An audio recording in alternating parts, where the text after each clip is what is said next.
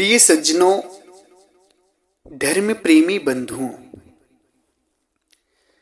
आज का जो सत्संग है, आज का जो विषय है, बड़ा ही प्यारा विषय है। सज्जनों, आज हम बताएंगे कि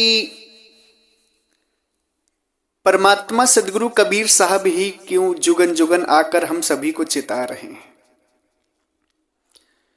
हम सबको समझाने का काम, चिताने का काम, जगाने का काम सदगुरु कबीर साहब ही क्यों कर रहे हैं बार बार आकर के। और संत क्यों नहीं आते? जैसे हमारे बीच के जो संत हैं, हमारे दुख को देखे हैं, जो वहां गए हैं, वो क्यों नहीं आते हैं।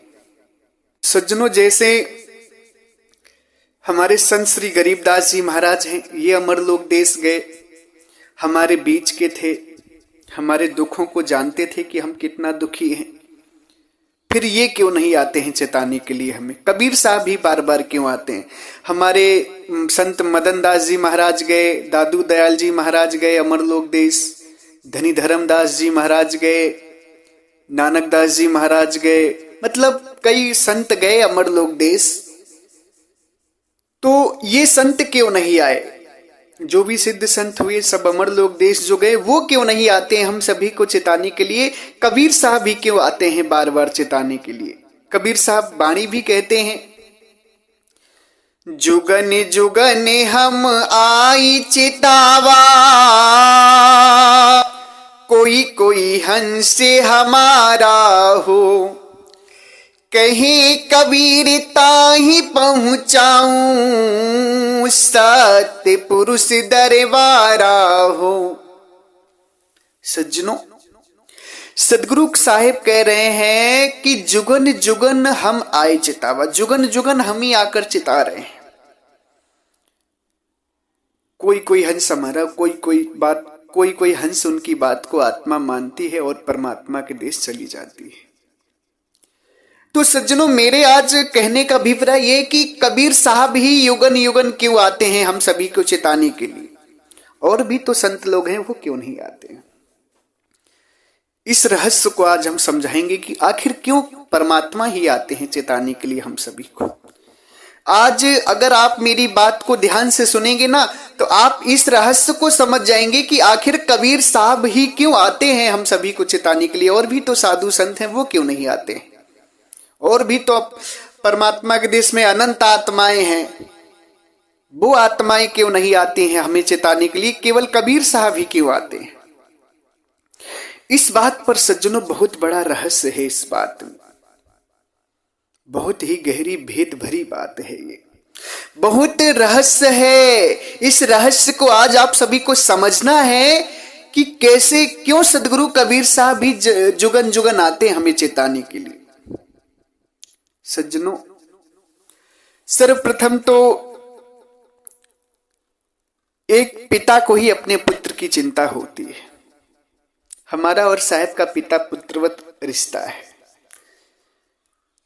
हमारा और साहेब का पिता पुत्रवत रिश्ता है, क्योंकि साहेब बीजक में कह रहे हैं, तै सूते मान हमारी सेवा, तो को राज दिहु रे देवा, तै सुत मान हमारी सेवा, तो को राज दिहु रे देवा।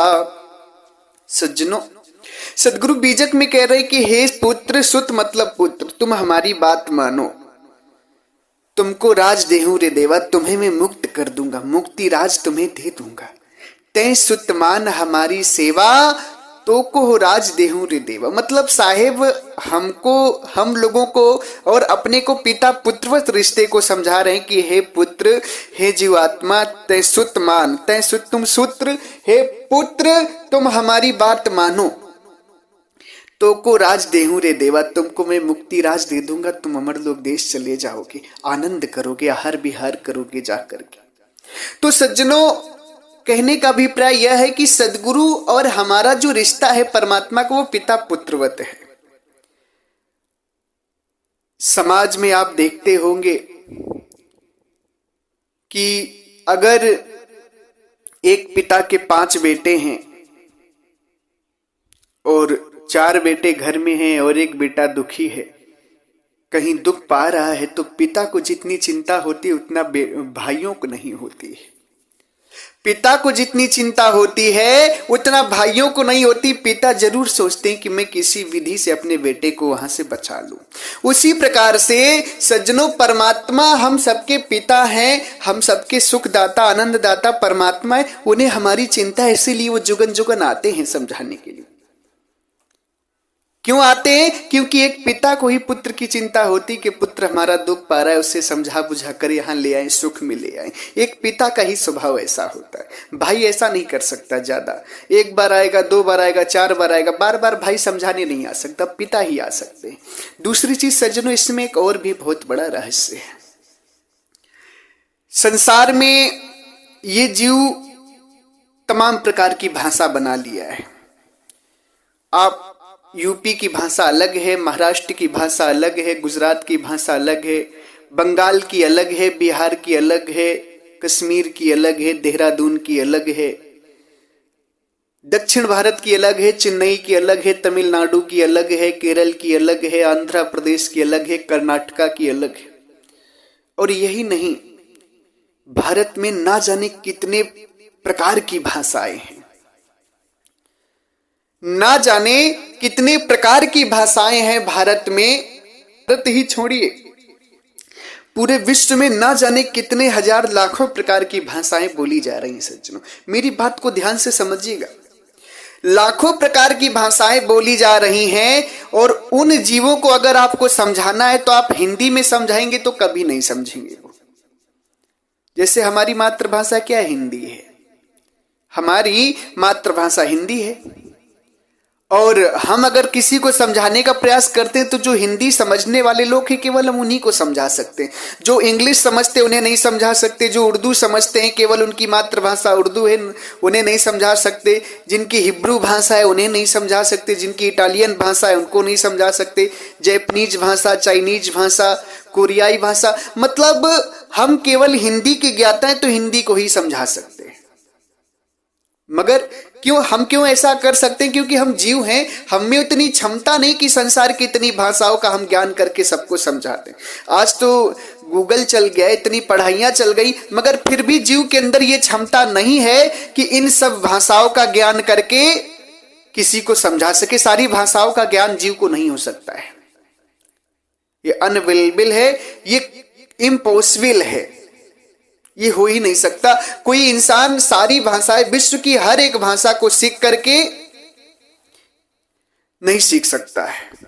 सज्जनों, ये भी एक बहुत बड़ा रहस्य है कि परमात्मा सदगुरु कबीर साहब कह रहे हैं, देश विदेशे हों फिरा, गांव गांव की खोरी, ऐसा जियरा ना मिला, ले हूं फटक पछोरी। सदगुरु क्या करे, मैं देश विदेश फिरा हूं, गांव गांव की खोरी किया हूं, मगर ऐसा कोई जीव नहीं मिला जिसे फटक पछोड़ लूं। मतलब कहने का अभिप्राय साहेब की यह है कि साहेब देश और विदेश हर जगह जाके प्रचार किए हैं, हर जगह जाकर प्रचार किए। और कैसे कर पाए सज्जनों?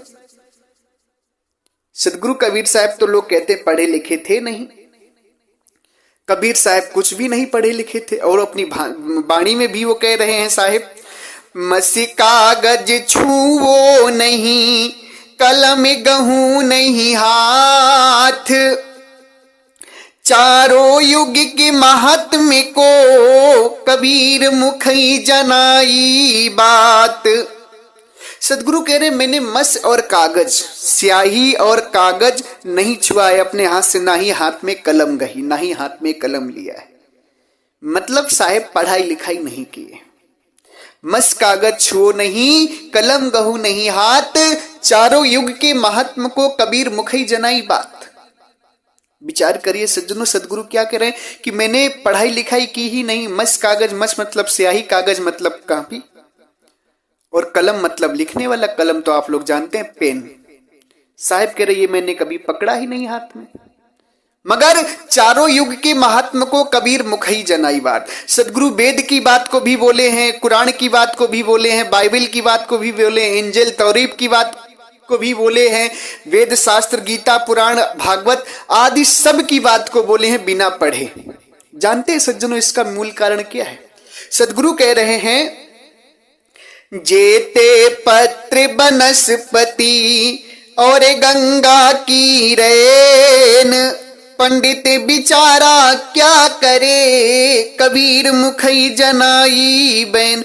सदगुरु कहते हैं जितने संसार में पेड़ों में पत्ती हैं और बालू में, गंगा में जितने बालू के कण हैं, उतनी वाणियां मैं बोला हूं। पंडित सोच भी नहीं सकता ये कितनी वाणियां, विचार नहीं कर सकता, इनकी गणना नहीं कर सकता, इतनी वाणी मैं बोला हूं जीव को समझाने के लिए।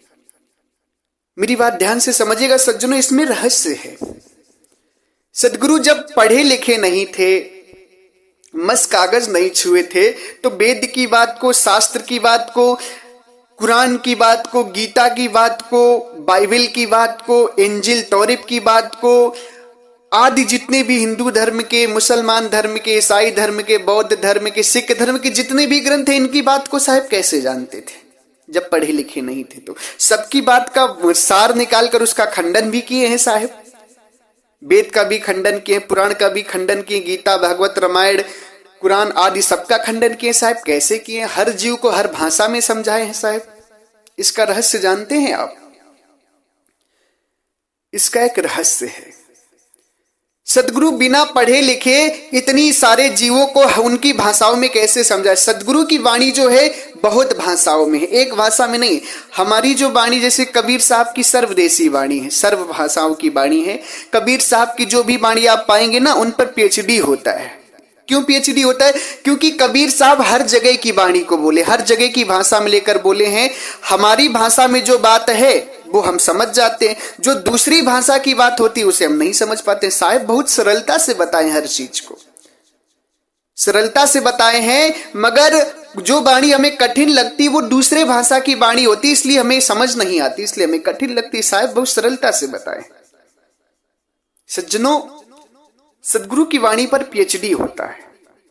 बड़े बड़े लोग, बड़े बड़े वैज्ञानिक, साइंटिस्ट रिसर्च करते हैं साहिब की वाणी पर, जबकि साहिब पढ़े लिखे नहीं थे और हर जीव को चेताने आए। वेद की भी बात को बोले, पुराण की भी बात को बोले, गीता रामायण कुरान आदि सबकी बात को लेकर साहिब खंडन किए। क्यों? इसका एक रहस्य है। जानते हैं आप सभी क्या रहस्य है? क्योंकि सदगुरु अपनी वाणी में कह रहे हैं, तन की जाने मन की जाने चित्त की जाने चोरी, वाह साहिब से क्या छिपी है जिनके हाथ में डोरी। कितनी सुंदर बात साहिब बोल रहे हैं। परमात्मा सर्वव्यापक है, ये चीज आपको मैं पहले ही बता चुका हूं। परमात्मा सर्वव्यापक हैं, सबके घटों में समाये हुए हैं। कबीर साहब क्या कह रहे हैं? कक्का केवल नाम है, बाबा ब्रह्म शरीर, रर्रा सब में रमी रहा, ताकर नाम कबीर। सज्जनों, सदगुरु कह रहे हैं कि मैं कबीर कौन हूं? जो सबके घटों में रमे हुए हैं, सबके घटों में जो समाये हुए हैं, वो मैं कबीर हूं। और जो सदगुरु पहली वाणी बोल रहे हैं कि तन की जाने मन की जाने चित्त की जाने चोरी, वह साहिब से क्या छिपी है जिनके हाथ में डोरी। इसी रहस्य को अब आपको समझना है। ध्यान दीजिएगा मेरी बात को, इसी रहस्य को अब आपको समझना है। सदगुरु क्या कह रहे हैं कि तन की जाने मन की जाने चित्त की जाने चोरी। परमात्मा तन की भी जानता है, मन की भी जानता है, तुम्हारे चित्त में क्या बन रहा है सब कुछ जानता है।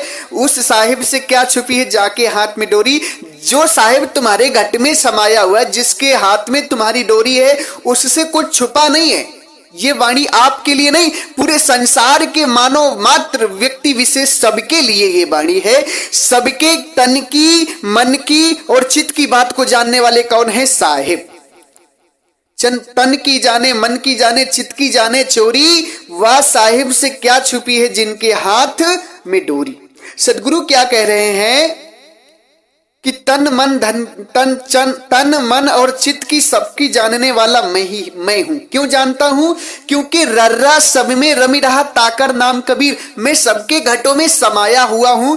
इसलिए जो व्यक्ति जो भाषा बोलता है ना, तो साहेब उसकी सुन रहे हैं, क्योंकि सबके घटों में, अंग्रेज की भी घट में साहेब हैं, इटालियन के भी घट में साहेब हैं, रूसियों के घट में भी साहेब हैं, चीनियों के घट में भी साहेब हैं, जापानियों के घट में भी साहेब हैं, गुजरातियों के घट में भी हैं, महाराष्ट्रियों के भी हैं, कर्नाटक वालों के भी। मतलब संसार में जितने मानव मात्र हैं सबके घट में, ब्राह्मण के घट में साहिब हैं, शूद्र के घट में साहिब हैं, वैश्य के घट में साहिब हैं, क्षत्रिय के घट में साहिब हैं, सबके घटों में साहिब समाये हुए हैं। सदगुरु क्या कहते हैं?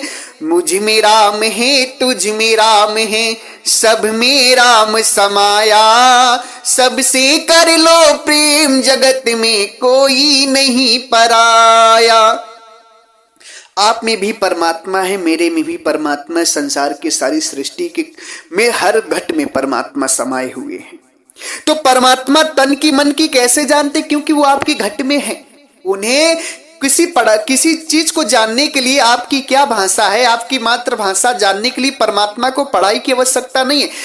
उनको क्या है, वो आपके घट में समाये हुए हैं। इसलिए आप जो बात को क्या बोल रहे हैं वो इस चीज को जान रहे हैं और आपकी ही भाषा में आपको समझाने का प्रयास करते हैं साहब, प्रयत्न करते हैं, समझाते हैं। सज्जनों, सदगुरु साहिब क्या कह रहे हैं? साहिब तेरी साहिबी सब घट रही समाए, जो मेहंदी के पात में लाली लखी न जाए। सदगुरु क्या कह रहे हैं कि जो साहिब मतलब परमात्मा सदगुरु कबीर साहिब, मैं साहिब के विषय में बता चुका हूं। साहिब कबीर साहिब की ही साहिबी सबके घटों में समाई हुई है। जैसे मेहंदी के पत्ते में लाली नहीं दिखती वैसे दिख नहीं रही है, मगर साहिब के साहिबी सबके घटों में समाई हुई है। इसलिए परमात्मा सदगुरु कबीर साहिब का बार बार आने का कारण यह है कि इस जीव को वही समझा सकते, क्योंकि कबीर साहिब इस जीव के घट की बात को जानते, घट में वो बसे हुए हैं। परमात्मा सदगुरु कबीर साहब हर जीव के घट में बसे हुए हैं, इसलिए वो हर जीव की भाषा को जानते हैं। तभी तो साहब कह रहे हैं कि देश विदेश से हो फिरा गांव गांव की खोरी। सदगुरु देश विदेश हर जगह जाके जीव को समझाए। क्यों समझा पाए? क्योंकि सबके घटों में वो समाये हुए हैं, सबके घटों में वो समाये हुए हैं। ब्राह्मण के घट में समाये हुए, इसलिए वेद की बात को जानते। ब्राह्मण वेद जानता है ना, वेद के ज्ञान को जानते, इसलिए साहेब ब्राह्मण के घट में समाये हुए हैं। ब्राह्मण के घट में साहेब हैं। ब्राह्मण जो वेद पढ़ता है वो साहेब सुन रहे हैं, इसलिए वो वेद की बात को जानते हैं। साहेब पढ़ने की आवश्यकता साहब को है ही नहीं, लिखने की आवश्यकता साहब को है ही नहीं, क्योंकि वो आपके घट में है। आप 24 घंटा क्या बोलते हैं, क्या करते हैं, साहब सब सुनते हैं। कबीर साहब सब सुनते। आप जो बोल रहे हैं, आपकी क्या मातृभाषा, आपकी क्या मानसिकता है, ये सदगुरु सब सुन रहे हैं, सब देख रहे हैं आपका। तभी तो साहब कह रहे हैं ना, तन की जाने मन की जाने चित्त की जाने चोरी, वह साहिब से क्या छुपी है जिनके हाथ में डोरी। सज्जनों, सदगुरु के बार बार आने का जो रहस्य है, बार बार आने का जो कारण है, वो यही है कि परमात्मा ही इस संसार के लोगों को समझा सकते हैं। किसी जीव की क्षमता नहीं है परमात्मा को समझा पाना। हम भी आप सभी को समझा रहे हैं तो ज्यादातर हिंदी में समझा सकते हैं, गुजराती में समझा सकते हैं, और थोड़ी बहुत इंग्लिश तो नहीं आती तो थोड़ा बहुत सीख लेंगे तो उसे भी समझा सकते। हम जीव हैं, हम ज्यादा भाषाओं का हम ज्ञान ही नहीं कर सकते। इस जीव की क्षमता ही नहीं है कि सबकी भाषाओं का ज्ञान करके सबको समझा दे। केवल परमात्मा ही है जो सबके घटों में समाये हुए हैं, सबके घटों में है, सबकी भाषा को जानते। जैसे हम यहां पर मूड कहते हैं सर को, कहीं कहीं मूड कहा जाता है, कहीं कहीं कपार कहा जाता है, कहीं कहीं खोपड़ी कही जाती है, कहीं कहीं सर कहा जाता है, कहीं कहीं हेड कहा जाता है। अब इस चीजों का हमें पता कैसे चला? गूगल के माध्यम से, इंटरनेट के माध्यम से, कि वहां ऐसे ये कहा जाता है, वहां ऐसे ये कहा जाता है। मगर सदगुरु कबीर साहब के समय इंटरनेट या गूगल नहीं था। परमात्मा सदगुरु कबीर साहब के समय ना यूट्यूब था, ना गूगल था, ना इंटरनेट था, ये व्यवस्था ही नहीं थी, मगर फिर भी सदगुरु सबकी वाणी, सबकी भाषाओं में सबको समझाए। इसका एक ही कारण था कि कबीर साहब सबके घटों में समाये हुए हैं और वो जान रहे हैं कि तुम किस भाषा का प्रयोग कर रहे हो और तुम किस भाषा में बोल रहे हो और तुम किस भाषा में समझोगे, वही बात साहेब आपको बोले। सदगुरु की वाणी जो है ना, सर्वदेशी वाणी है। सदगुरु की जो वाणी है वो सर्वदेशी वाणी है, सर्व भाषाओं में वाणी है। इसीलिए हमें एक समझने में कठिन लगती है। हमें आपको साहिब की वाणी क्यों कठिन लगती है, क्यों समझ में नहीं आती? क्योंकि वो हमारी भाषा से परे की बात है। वो शब्द जो है ना, वो कहीं की भाषा साहिब लिए हैं, कहीं की भाषा जो है वहां के जीवों को समझाने के लिए वाणी वो बोले हैं और वो वाणी हमें मिल गई है। तो हमें क्यों कठिन लगती है?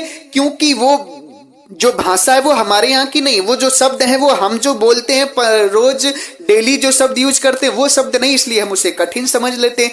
मगर जब उस वाणी को, जहां की भाषा है वहां के लोग जब उस वाणी को पाएंगे तो बहुत सरल तरीके से उसको समझ लेंगे कि नहीं, ये कबीर साहब हमारे यहाँ की भाषा का प्रयोग कर रहे हैं। तो सज्जनों, कबीर साहब के चारों युगों में आने का मूल कारण यह था कि वो परमात्मा है, वो सबके घटों में समाये हुए हैं। उनके अलावा सृष्टि में दूसरा कोई चिता ही नहीं सकता है हर जीव को। उन्होंने सबको ज्ञान दिया है, मुसलमानों को भी ज्ञान दिए हैं, सिख को भी दिए, ईसाई को भी दिए हैं, बौद्ध को भी दिए हैं, जैन को भी दिए, सबके सब धर्मों के लोगों को कबीर साहब ज्ञान दिए। कैसे दिए? क्योंकि सब धर्मों के लोगों के सबके घटों में परमात्मा समाये हुए हैं कबीर साहब, इसलिए वो सबकी भाषा को जानते हैं। उन्हें पढ़ने लिखने की आवश्यकता नहीं। लोग कहते कबीर साहब अनपढ़ थे। कबीर साहब अनपढ़ नहीं, वो कबीर साहब सबके घटों में समाये थे, उन्हें पढ़ने लिखने की आवश्यकता ही नहीं थी। वो तो स्वयं कह रहे हैं, मस कागज छुओ नहीं, कलम गहू नहीं हाथ, चारों युग के महात्म को कबीर मुखई जनाई बात। साहेब कहते हैं, जाति जाति के पाहुने जाति जाति को जाए, साहिब सबके बाप हैं, सब घट रहे समाए। सदगुरु क्या करे, हम सबके बाप हैं, साहिब सबकी जात हैं, सब घट रही समाए। हम सबके घटों में समाये हुए हैं, इसलिए हम जानते हैं कि तुम किस भाषा में समझोगे, तुम्हारी भाषा क्या है, उस भाषा में हम तुम्हें समझाते हैं। साहिब आपको समझाते हैं। सज्जनों, सदगुरु कहते हैं, जेता घट तेता मता, बहुबानी बहु भेक, सब घट व्यापक साइया, अगम अपार अलेख। जितने संसार में घट हैं उतनी प्रकार के मत हैं, जितने इंसान हैं उतनी प्रकार की भाषाएं अपनी अपनी बोल रहे हैं, लोग अपने अपने इधर की भाषा बोल रहे हैं। इस विषय को साहिब कह रहे हैं कि जेता घट तेता मता, जितने प्रकार के घट है उतने प्रकार के विचार हैं। बहुबानी बहुभेक, बहुत प्रकार की वाणियां हैं संसार में, बहुत प्रकार के लोगों ने वाणियां बनाई है, अपनी अपनी भाषा बनाई है। वाणी का मतलब भाषा। बहुबानी बहुभेक, सब घट व्यापक साइया, अगम अपार अलेख। परमात्मा उन सारी वाणियों को जानते। कैसे? सब घट व्यापक साइया, सबके घटों में परमात्मा व्याप्त है। अगम अपार अलेख, अगम अपार अलेख, परमात्मा सबके घटों में व्यापक है। इसीलिए साहिब करें कि जितने घट हैं, जितने मत हैं, जितनी भाषाएं हैं, सब मैं जानता हूं। क्यों? क्योंकि आपके भी घट में परमात्मा है और मेरे भी घट में परमात्मा है। तो हम कौन सी बात समान को क्या बोल रहे हैं, इस चीज को परमात्मा जानते हैं। तो सज्जनों, कबीर साहब के बार बार हमें चिताने आने का कारण जो है वो यह है कि कबीर साहब के अलावा आपको कोई समझा भी नहीं सकता। परमात्मा के अलावा, परमात्मा सबके घटों में है, वो सबकी भाषा को जानते हैं। इसलिए कबीर साहब सबकी भाषा में वाणी बोले हैं, सबको समझाए हैं, हमारे घट में रमे हुए, इसलिए हमको जानते हैं वो। तभी तो कबीर साहब कह रहे हैं, तन की जाने मन की जाने चित्त की जाने चोरी, वाह साहिब से क्या छुपी है जिनके हाथ में डोरी। समझिए सज्जनों, कितनी सुंदर वाणी है साहिब की। साहिब तन मन की जानते हैं। कैसे जानते हैं? क्योंकि आपके घट में समाये हुए हैं। आप जो कर रहे हैं, जो बोल रहे हैं, सब परमात्मा जान रहे हैं, उनसे कुछ छुपा नहीं है। साहेब क्या कहते हैं, राम झरोखे बैठ के सबका मुजरा ले, जाकी जैसी चाकरी तैसा मुनसब दे। परमात्मा क्या कह रहे हैं, मैं सबके घटों में बैठ के सबको देख रहा हूं। राम झरोखे बैठ के सबका मुजरा ले, जाकी जैसी चाकरी तैसा मुनसब दे। जिसका जैसा कार्य होता है वैसा परमात्मा उसे देते हैं। क्या कह रहे हैं कि सबका मुजरा ले, राम झरोखे बैठ के। परमात्मा सबके घटों में बैठ के सब कुछ देख रहे हैं, सब कुछ जान रहे हैं। इसलिए आप जिस भाषा का प्रयोग करते हैं, जिन शब्दों का प्रयोग करते हैं, वो सब परमात्मा जानते हैं। इसीलिए परमात्मा को पढ़ाई लिखाई करने की आवश्यकता ही नहीं पड़ी संसार में। पढ़ाई लिखाई तो वो करते हैं जो अज्ञानी होते हैं। गुरुकुल विद्यालय वो जाते हैं जो अज्ञानी होते हैं। मैं अज्ञानी हूं इसलिए गुरु के पास गया, आप अज्ञानी हो इसलिए गुरु के पास जाते हो। ज्ञानी को पढ़ने लिखने की आवश्यकता ही नहीं है। इस बात को सज्जनों सुनिएगा, मेरी बात विचार करिएगा आप। परमात्मा सर्वज्ञानी है, सबके घटों में समाये हुए हैं, सबकी बात को जानते हैं, सबके विचारों को जानते हैं। इसलिए परमात्मा को पढ़ने लिखने की आवश्यकता ही नहीं पड़ी। वो सब भाषा जानते थे, सबके घटों में समय है तो सबकी बात को सुन रहे हैं हमेशा वो 24 घंटा। इसलिए सबकी बात को जान रहे हैं परमात्मा, इसलिए सबको समझा रहे हैं। कह रहे हैं देश विदेश से हो फिरा, देश विदेश घूम घूम कर सबको समझाए। उस समय तो इंटरनेट नहीं था, गूगल नहीं था, यूट्यूब नहीं था, ट्रांसलेटर नहीं था, कुछ भी नहीं था। मगर परमात्मा सबके घटों में, सबके हर जगह जा जाकर कैसे समझा लिए, क्योंकि सबके घटों में परमात्मा व्याप्त हैं। वो जान रहे हैं सबकी भाषा, सबकी बात को। कबीर साहब कह रहे हैं ना, जेता घट तेता मता, बहुबानी बहुभेख, सब घट व्यापक साइया अगम अपार अलेख। सब घट व्यापक साइया जो परमात्मा है वो बहुबानी बहुभेख, सबको जानते हैं किसकी क्या भाषा है। इसलिए परमात्मा सदगुरु कबीर साहब यही रहस्य है कि चारों युगों में, हर युग में परमात्मा क्यों चेताने आते हैं, क्योंकि जीव आत्मा के अंदर उतनी क्षमता ही नहीं कि सबको समझा ले। एक पिता को ही पुत्र की चिंता होती है और परमात्मा में ही वो क्षमता है कि सबकी भाषा को समझ के सबको समझा सकते हैं, क्योंकि परमात्मा सर्वव्याप्त है। परमात्मा सर्वव्याप्त हैं, उनके अलावा सृष्टि में कोई किसी को समझा नहीं सकता है, परमात्मा ही समझा सकते हैं। इस बात को सज्जनों ध्यान से सुनिएगा और खूब विचार करिएगा मेरी बात पर।